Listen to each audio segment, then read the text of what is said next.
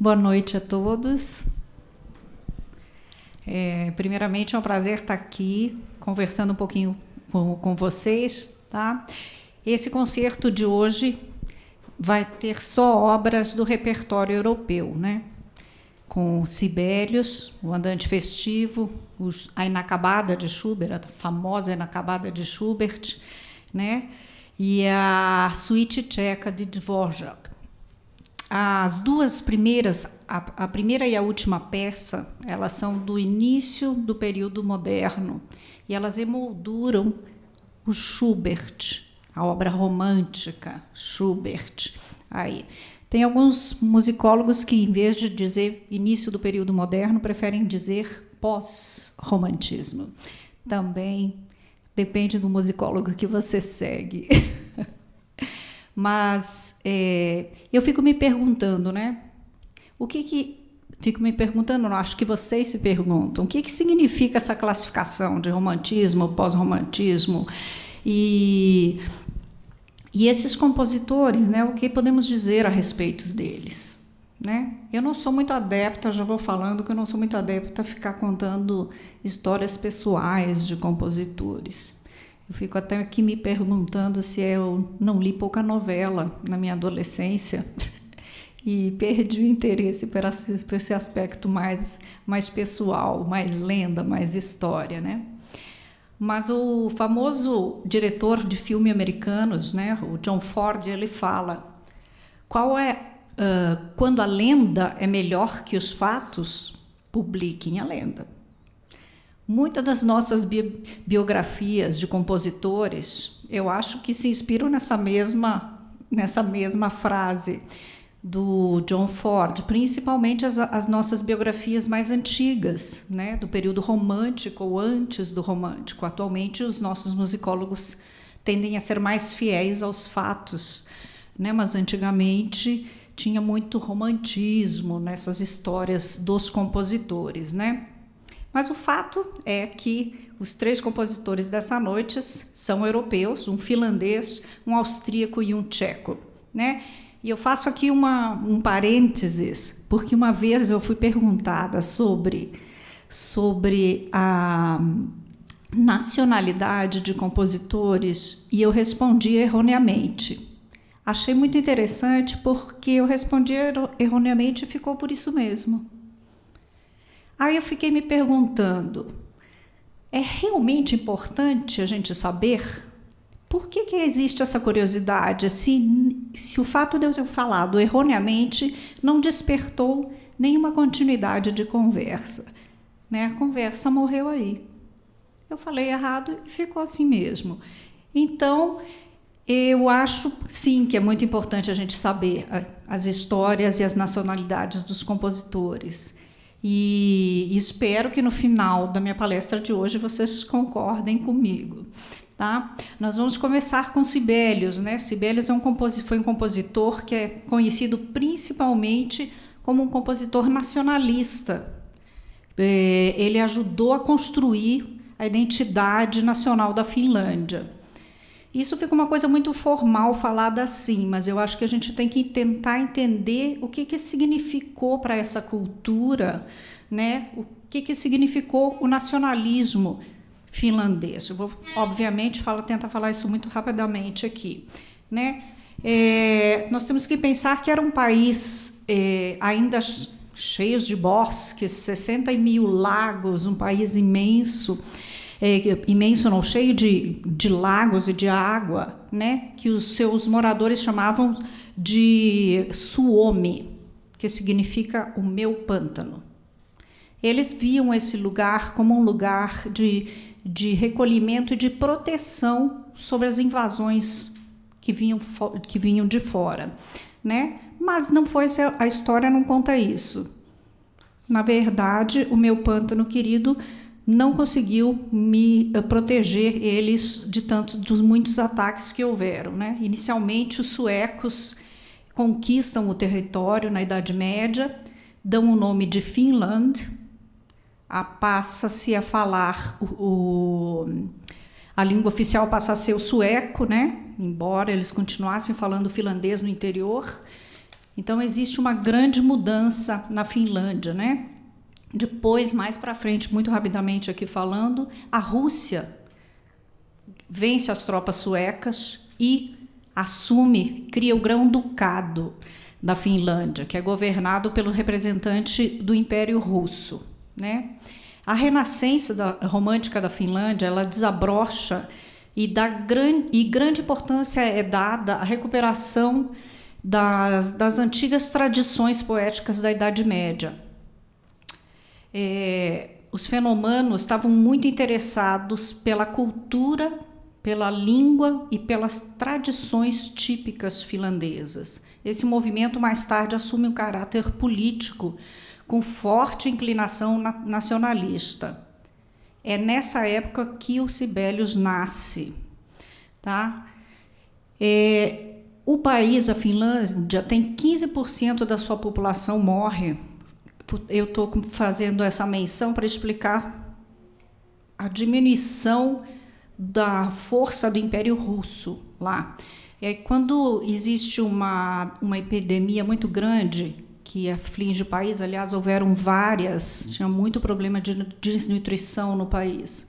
Então, 15% da população morre, o que faz com que o Império Russo diminua as taxas que são cobradas ao Grão-Ducado.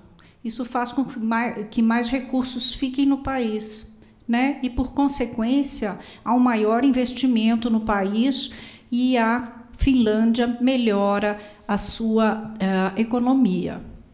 Mas, mesmo com toda essa história, esse país só se torna independente em 1917, ou seja, muito recentemente, né? Essa história do país marca muito a vida de Sibelius e a música que ele produz, essa música nacionalista, por isso que eu estou mencionando isso, tá? E acho também importante a gente conhecer essa coisa das biografias dos compositores, um pouco para desmistificar algumas coisas que há em relação a compositores. Eu acho que aquelas biografias antigas que eram muito românticas, elas criam uma imagem tão distante desse compositor que se torna praticamente inalcançável para os nossos, por exemplo, os nossos estudantes de composição pensarem numa carreira com o mesmo porte, né? Então, eu acho que conhecer essas biografias nos leva a conhecer os ideais dos compositores, como foi construída a linguagem dele, o que é que eles estão querendo dizer através das músicas deles, né? Além de esclarecer questões como, por exemplo, nem todos nasceram em berço de ouro, né? Nem todos eram talentos natos, que os pais reconheceram de cara que era um talento nato, se esforçaram em construir uma carreira, né? Nós vemos no percurso de todos esses compositores o que há de igual em todos eles, independente da origem deles. É muita dedicação, muita curiosidade, muito amor à sua arte e muita entrega ao estudo musical. Isso é para todos eles que conquistaram uma carreira de renome, né? Sibelius, por exemplo, nasceu, teve o início da formação musical dele na casa dele. A mãe dele fica viúva aos 26 anos de idade e tem que vender todos os seus bens para pagar as dívidas que o marido deixou. Ela vai morar com a família, com a mãe e com as irmãs, com a irmã e com o irmão, e é lá nesse ambiente familiar. De novo, acho importante essa coisa da família, né? Esse ambiente familiar proporcionou a ele, ainda quando criança, uma vivência musical. A tia tocava piano, o tio tocava violino e eles faziam música em casa, né? A tia e o tio foram pessoas muito importantes que incentivaram muito Sibelius a estudar música. Ele demonstrou que tinha interesse Embora a família não diga que eles perceberam um talento nato ou nada assim, mas ele demonstrou interesse com a música. Fato que, por exemplo, ele retirava melodias no piano de músicas conhecidas, né? Então, eles percebendo esse interesse, eles incentivam ele a estudar música, né? A primeira opção dele, por exemplo, na universidade, não foi a carreira de música, foi direito, né? Mas uma carreira que ele abandona logo e segue estudando música, muda para música, né? Aos 20 anos, ele se aproxima dos liberais, esses fenômenos que são resistentes à ideia de russificação da Finlândia, e começa a compor obras de caráter nacionalista. Ele busca aperfeiçoamento no exterior, tá? Estuda em Berlim com o compositor e regente Albert Becker e assiste vários concertos, inclusive a premiere do Dom Juan, do Richard Strauss. Em Viena, ele tem aula com o compositor Karl Goldmark, e com o professor muito importante de teoria do Conservatório de Viena, Robert Furse. Aos 26 anos, ele escreve uma sinfonia, a Sinfonia Dramática Kullervo. Ela é importante aqui, eu estou citando ela, porque ela é uma das primeiras sinfonias que se baseia na Kevala, que foi um livro muito importante, que é uma coletânea de poemas folclóricos na Boêmia. E que demonstra muito o seu interesse, né, com a música nacionalista e com o movimento nacionalista. E nessa época ele tem está sob a influência de Bruckner, mas continua ainda interessado no legado todo e estudando o legado de Beethoven e Wagner, tá? Ele casa cedo, aos 28 anos ele se casa com Aino e tem 6 filhas com ela.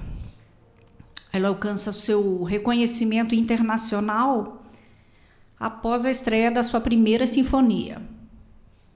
E nesse mesmo ano ele estreia uma outra peça, que é seu poema sinfônico, chamada Finlândia. Esse poema sinfônico foi tão importante na época que ele tornou-se o segundo hino nacional finlandês, pelo seu grande caráter de nacionalismo fervoroso dessa obra, né? O Sibelius se torna um dos maiores sinfonistas da história da música. Ele é ativo como compositor e regente nos países escandinavos, no Reino Unido, na França, na Alemanha e mais tarde também nos Estados Unidos. Aos 39 anos, ele se muda para a casa de campo, Ainola, que é uma homenagem à mulher dele, que se chama Aino, né? Então, ele vive com ela até morrer aos 91 anos, tem uma vida longa e muita produção. Longe das distrações na cidade, nessa casa do campo, ele consegue se concentrar inteiramente a composição. E esses últimos 20 anos da vida dele é o período mais produtivo do compositor, né? Machado Coelho, um dos seus biógrafos, afirma que a Sinfonia número 2, estreada em 1902, encerra a fase do romantismo épico e o impulso nacionalista e assinala uma busca por um estilo mais abstrato e depurado, cujo ápice é a Sinfonia número 7. Vou falar um pouquinho, então, sobre a primeira obra que nós vamos tocar essa noite, o Andante Festivo. Ela é uma obra de um único movimento. Ela foi escrita inicialmente como um quarteto de cordas e foi composta em 1922 por encomenda da fábrica por uma fábrica que celebrava seus 25 anos de fundação. Depois, mais tarde, ela é reapresentada no casamento de uma sobrinha, Rita Sibelius, mas não só com quarteto de cordas, eles usam quarteto duplo de cordas. Nos anos 30, os Sibelius ouviam muito rádio. Rádio era muito importante naquela época, né? Hoje é a internet, naquela época era o rádio. E ele ficou incomodado com as imperfeições dos alto-falantes da época. Então ele ficou pensando que ele deveria compor diferente para a rádio do que ele compõe para uma sala de concertos. Porque já que esses alto-falantes não tinham muita qualidade, então que ele deveria compor diferente. E ele faz uma nova versão desta obra para tentar atender isso, né? Escrevendo, então, em vez de quarteto de cordas, para orquestra de cordas e tímpano. Vocês vão ver que o tímpano tem até eu deixo a pergunta aqui, que horas o tímpano entra? Fica aqui para vocês ficarem bem atentos no concerto.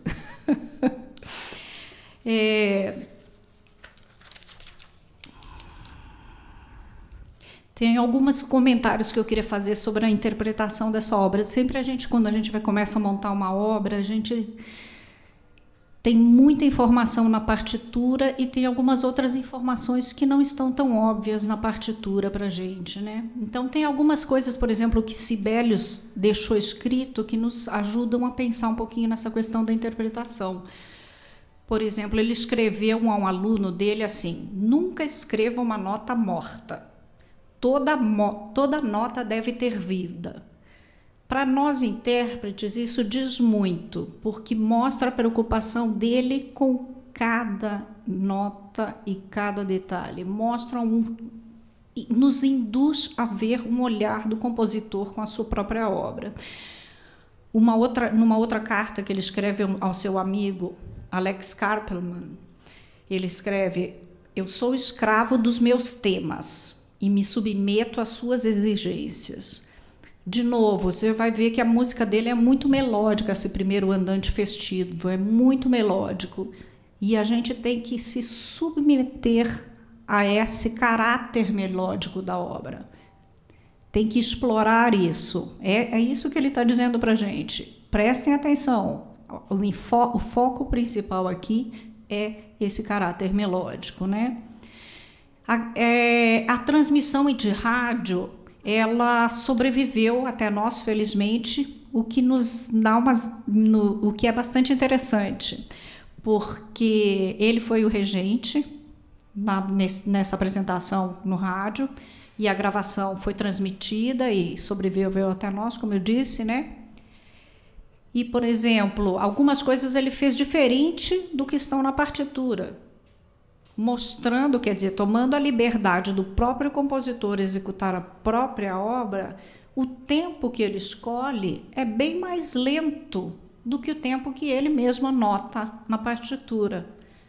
Para mim, como um intérprete, eu saber que o próprio compositor se permitiu essa flexibilidade de modificação do tempo que estava na partitura, me permite também a mim uma flexibilização temporal, de ver que isso não é estático, né? Então, essas questões, você ter esse conhecimento te dá uma possibilidade de tomar certas decisões interpretativas baseadas na sua compreensão na obra e sabendo que, ok, não é metronômico ali, né? Ele mesmo fez mais lento, embora que os relatos falam que a obra mantém um tempo básico e ele utiliza apenas alguns rubatos naturais para mostrar essa questão da frase que era tão importante para ele, né?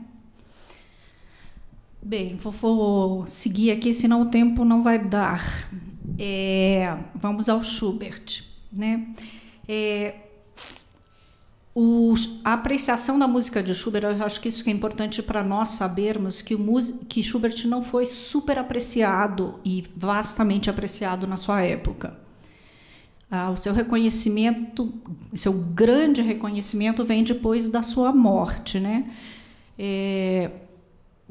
Com pessoas que nem Mendelssohn, Schumann, Liszt, Brahms, que foram alguns dos defensores da música dele. E isso é bem, eu acho que é um fato bastante interessante, porque para nós hoje a gente nem questiona o nome Schubert, né?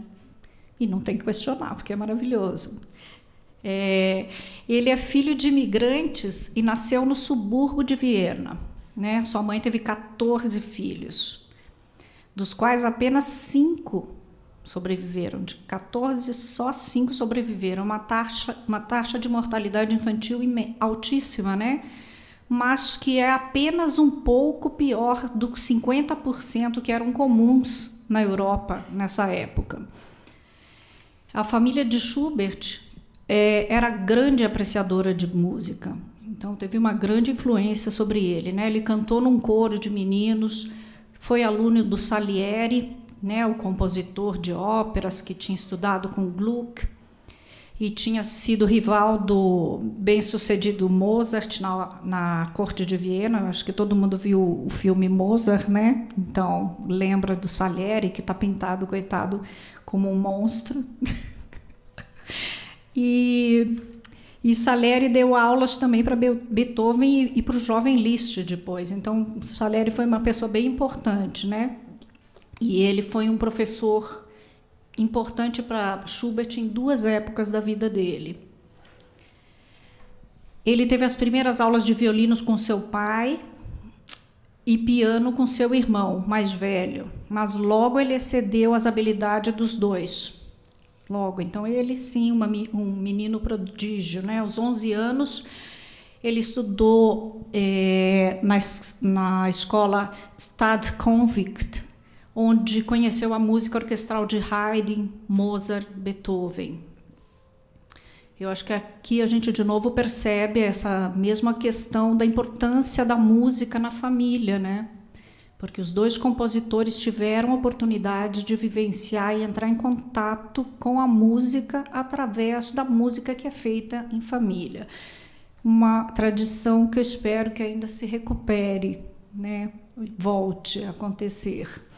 Ele começa a compor na adolescência e o seu estilo musical revela uma amálgama da gramática de Haydn e Mozart, polvilhado com um pouquinho de Rossini e Bach. É mais ou menos o tipo da linguagem inicial dele, né? Aos seus 18 e 19 anos, essa é uma época muito importante para Schubert. Eu acho que vocês, quem já leu a biografia deles, deve ter prestado atenção nessa fase da vida dele. Aos 18 e 19 anos, ele teve uma intensa atividade criativa, praticamente inigualável na história da música ocidental. Tá? Ele tinha uma média quase sobre-humana de compor pelo menos 65 compassos novos de música todos os dias, né? Sendo que mais da metade dessas obras continham uma orquestra, ou seja, uma dedicação e uma intensidade muito grande, né? Aos 24 anos, as performances da música vocal deles aumentaram em Viena, e ele é admitido como membro da Gesellschaft der Musikfreunde, ajudando a estabelecer seu nome entre os cidadãos vieneses. O seu estilo de vida era intenso e potencialmente debilitante. Eu já falei, né? Mesmo depois dessa época, que ele compunha 65 compassos por dia, ele manteve uma regularidade de compor das 6 da manhã às 1 da tarde, todos os dias. Ele fumava tabaco intensamente, além de beber demasiado nos encontros sociais. Isso fragilizou bastante a saúde dele, né? Nos seus 6 últimos de vida, ele luta contra a sífilis, mas mantém o ritmo e a qualidade da produção dele, que sempre foi uma prioridade na vida dele, né? Ele morre super cedo, como vocês sabem, aos 31 anos de idade, e a morte é oficialmente atribuída à febre tifoide. Hoje, o Schubert circula entre os maiores compositores do século XIX, né? E a sua música continua a ser popular, como todos vocês sabem. Bem, eu queria falar um pouquinho sobre sinfonia inacabada, né? Mas primeiro sinfonia. A palavra sinfonia, ela é derivada do grego, sim, junto, fone, soando. E o termo é normalmente usado em música para significar uma obra longa para orquestra, né? No século XVII, o termo sinfonia era usado de outra maneira. Ele era utilizado para os movimentos introdutórios de óperas e oratórios, ou cantatas, né? E a sinfonia moderna, como a gente conhece hoje, ela nasce dessa sinfonia da ópera, que tinha uma estrutura padrão de 3 movimentos, um rápido, um lento e um rápido, né? Eu acho que uma outra coisa que também é salientada, e eu acho bastante importante nós falarmos sobre isso, é sobre como a sinfonia ela significou grande parte do pensamento romântico, porque a sinfonia ela era uma entidade que mostrava não era a voz só do compositor, era a voz de todas as pessoas. Assim como uma orquestra sinfônica é composta de vários instrumentos, tem uma complexidade imensa, a sociedade também tem uma complexidade imensa. E a sinfonia, para os românticos, era uma maneira de traduzir essa grande sociedade, né? Ela representava um ideal de várias vozes trabalhando em prol de alguma coisa maior, que era a música. No final do século XVIII, a sinfonia se torna o veículo da música orquestral. E a partir de Beethoven passa a ser considerada a forma mais elevada de música de concerto, geralmente em 3, 4 ou 5 movimentos. Essa definição de sinfonia explica para a gente o termo inacabada, né, da 8ª Sinfonia de Schubert, pois somente os 2 primeiros movimentos sobrevivem, estão completos, né? O 3º movimento ele nunca concluiu. Tem uma sketch de um esboço para piano do 3º movimento, do scherzo, e apenas as 2 primeiras páginas do scherzo foram orquestradas por ele. Mas mesmo assim a obra foi apresentada na época dele, né? A inacabada foi provavelmente composta como um agradecimento a um diploma honorário que ele recebeu da Sociedade Musical da Estíria, em 1823. Né? E a originalidade dessa obra, vocês vão notar aqui, eu imagino que muitos já conheçam, mas quem não conhece vai notar, é nessa entrada dos baixos graves, só os graves no início da sinfonia. Isso é uma coisa bem inusitada na linguagem dele para a época, e também a escolha da tonalidade si menor, né, que era muito pouco utilizada nas orquestras daquela época. E como estamos de tempo? Tem ainda, né? Ok, então eu vou seguir para o próximo compositor, né? A última obra que vamos fazer no concerto de hoje, né? A Suíte Tcheca. E vamos falar um pouquinho sobre o termo suíte. O suíte vem do francês, que significa aqueles que seguem, é uma sucessão. De modo geral, ele denota qualquer conjunto ordenado de peças instrumentais, realizados em uma única sessão, sejam elas originalmente compostas ou não.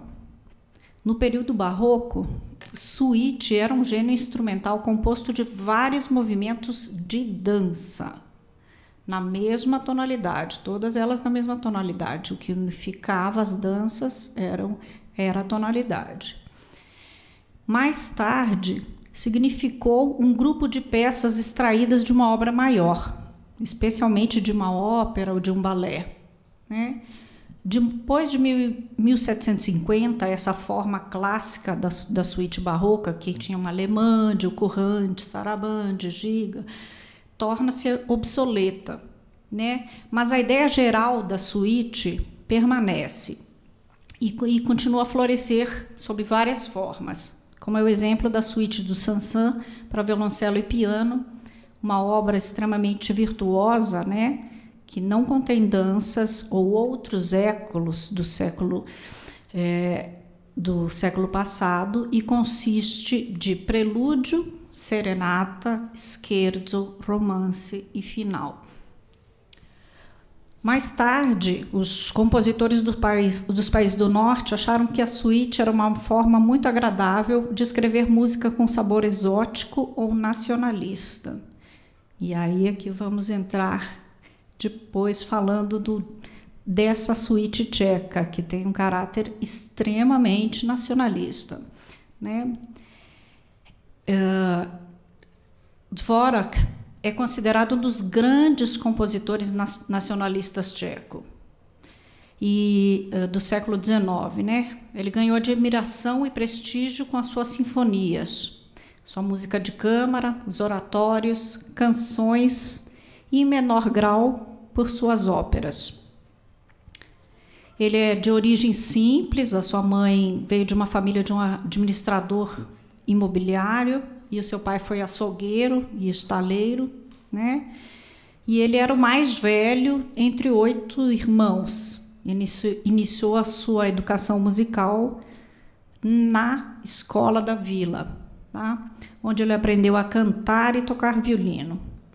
Logo ele passou a participar da vida musical do campo, tocando violino na igreja, na banda da aldeia, executando polcas, mazurcas, marchas, valsas, né?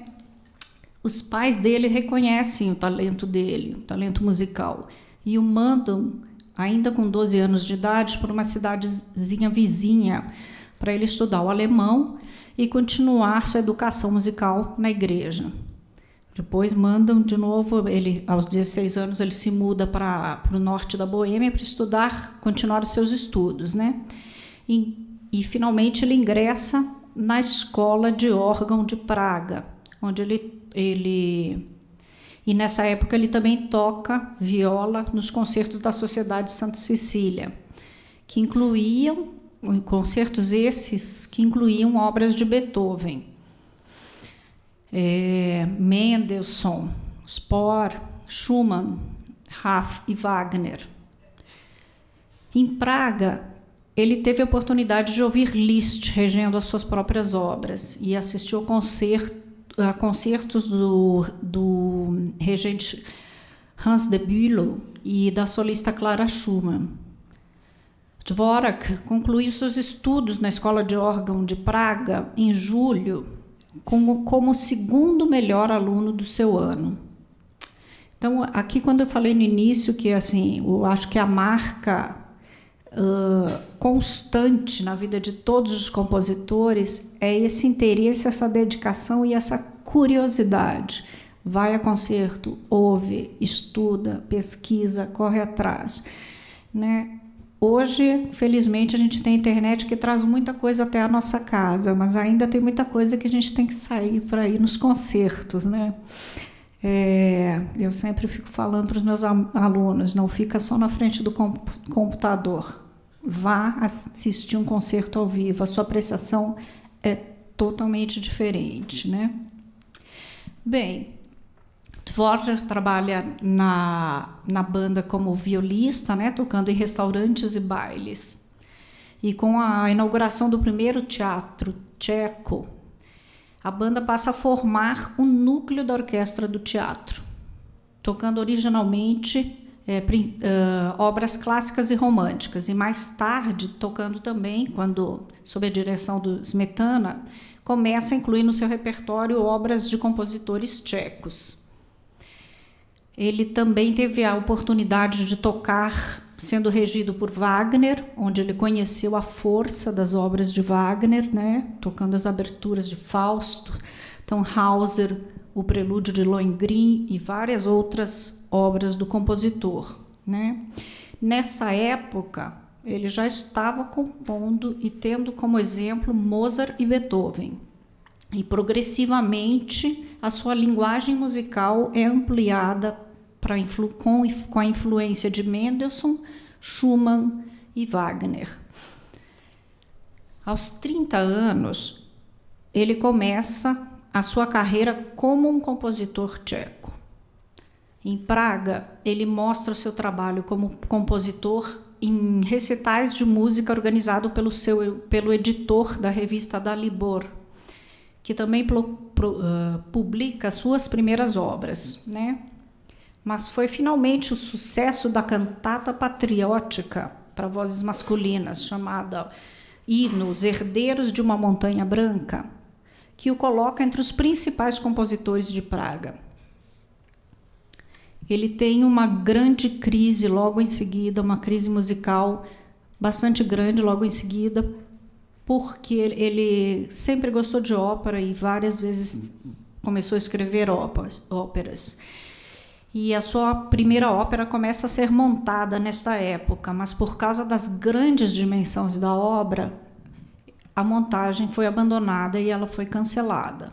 Isso leva ele a uma grande reavaliação da crítica mesmo, uma autocrítica do seu trabalho como compositor. E ele começa a buscar novas direções.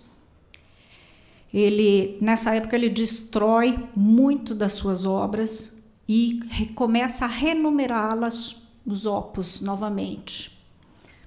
Suas composições se afastam perceptivelmente da influência alemã moderna, transformando-se num novo classicismo de forma e conteúdo, com elementos do folclore eslavo, dos quais ele fez um estudo especial. Aos 33 anos ele se casa e, apesar de trabalhar como organista da igreja, a sua produção composicional continua consistindo principalmente de música instrumental e ópera. Uma história interessante é que ele solicitou um estipêndio estadual austríaco, que era concedido aos artistas austríacos. Uau! Havia apoio institucional para artistas compositores. Tem que fazer esse parênteses. Na França tem, aqui não. Estou com ciúmes da França. Mas ele enviou 15 composições, entre elas sinfonias e aberturas. Dvořák recebeu esse estipêndio, esse prêmio, 4 vezes. E Brahms esteve na banca algumas das vezes. E ele ficou tão entusiasmado com os duetos do Dvořák que escreve para o seu editor, Simrock, em Berlim. Ele fala: há muitos anos tenho apreciado os trabalhos enviados por Antonín Dvořák. Este ano, ele enviou obras incluindo um volume de 10 duetos para 2 sopranos e piano, que me parecem muito bonitos e são uma proposta prática para publicação. Toque-os e você vai gostar deles tanto quanto eu. Dvořák escreveu para todo tipo de coisas: óperas tchecas, sinfonias, quartetos, peças de piano. De qualquer forma, ele é um homem muito talentoso. E, além disso, ele é pobre. Eu peço que você pense sobre isso. Os duetos mostrarão o que eu quero dizer. Essa carta logo levou a uma amizade íntima entre Brahms e Dvořák e desencadeou uma espécie de avalanche de publicação e performance das obras deles no final de 1878. Suas composições começaram a ser tocadas em salas de concertos internacionais. O sucesso dele no exterior foi reconhecido na Boêmia, mas na década de 1880 há um aumento da tensão política que afeta também os teatros e as salas de concertos. Dvořák estava ciente do sentimento anti-tcheco vienense e escreve para Richter: eu li nos jornais vienenses de ontem o programa dos concertos da Finlândia, dos concertos da Filarmônica de Viena. Eu fico feliz por você ter se lembrado novamente da minha humilde pessoa. Mas eu tenho algumas dúvidas sobre a escolha do repertório. A Rapsódia Slava, porque o público vienense parece ter preconceito contra uma composição com sabor eslavo, e nas condições nacionais e políticas que prevalecem atualmente, eu receio que elas não sejam bem recebidas. Dvorak sempre mostrou muito orgulho da sua nação e insistiu várias vezes ao seu editor que colocasse as páginas título das suas obras e também as obras vocais com o texto em alemão e em tcheco. Aos 43 anos, ele vai para Londres para reger o seu Stabat Mater. E o sucesso do empreendimento teve vários resultados positivos para ele, que levaram a retornar à Inglaterra mais 8 vezes.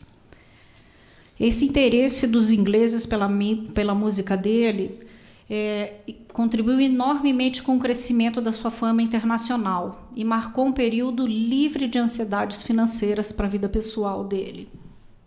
Ele consegue realizar um sonho de comprar uma pequena propriedade rural no sul da Boêmia. A sua fama lhe rende muitas honrarias e ele assume o cargo de professor de composição e instrumentação no Conservatório de Praga.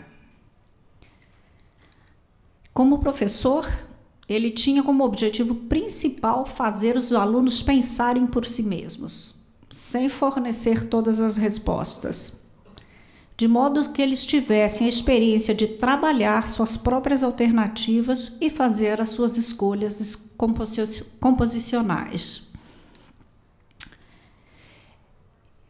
A convite de Jeanette Turber, presidente do Conservatório Nacional de Música da América, ele se muda para Nova York em 1891 para assumir o cargo de diretor artístico e professor de composição. A intenção da senhora Turber era o desenvolvimento de um estilo musical nacional americano. A estreia da sua 9ª Sinfonia no Carnegie Hall pela Orquestra Filarmônica de Nova York foi um dos maiores sucessos da vida dele. E ele aceita a renovação do contrato com o Conservatório Nacional de Música da América por mais 2 anos. No entanto, a crise econômica que atingiu os Estados Unidos em 1893 passa a criar problemas para os pagamentos dele, e ele acaba retornando com a família para a Boêmia, voltando a dar aula nos conservatórios, e vai para Londres e Viena várias vezes, onde conhece Richter e Bruckner, visita Brahms e comparece ao funeral de Brahms em 1897. As composições dos últimos anos foram todas óperas. Eu vou pular aqui porque nosso tempo está curto. Uma frase. Ok, então deixa eu falar só rapidinho sobre a suíte tcheca. Ela é um exemplo, né, dessa influência nacionalista, com melodias tipo gaita de fole, tchecas que aparecem no primeiro movimento, o 4º grau lídio, típico de muitas canções folclóricas tchecas, aparece no 4º movimento, o romance, e os outros movimentos refletem as danças tchecas. A segunda é uma polka, a terceira é um solsedska, que é uma dança muito lenta da Boêmia, em tempo ternário, e o movimento final é um furiant, uma dança rápida e ardente da Boêmia. Só para terminar, vocês devem estar se perguntando por que desse título dessa palestra. Tem um amigo meu que achou muito intrigante. Bem, a ideia era essa mesmo, era intrigá-los, fazer vir até aqui para ouvir isso. E também a resposta, eu acho que ela é simples. A música é uma das melhores maneiras para a gente mergulhar noutra cultura, né? A sua linguagem é universal e nos permite executá-las de uma maneira muito única. O concerto de hoje, nesse local, nessa noite, com esse público, imprime ao repertório um acento único desse momento nosso, desse momento da Orquestra Sinfônica da Escola de Música da UFMG. Muito obrigada.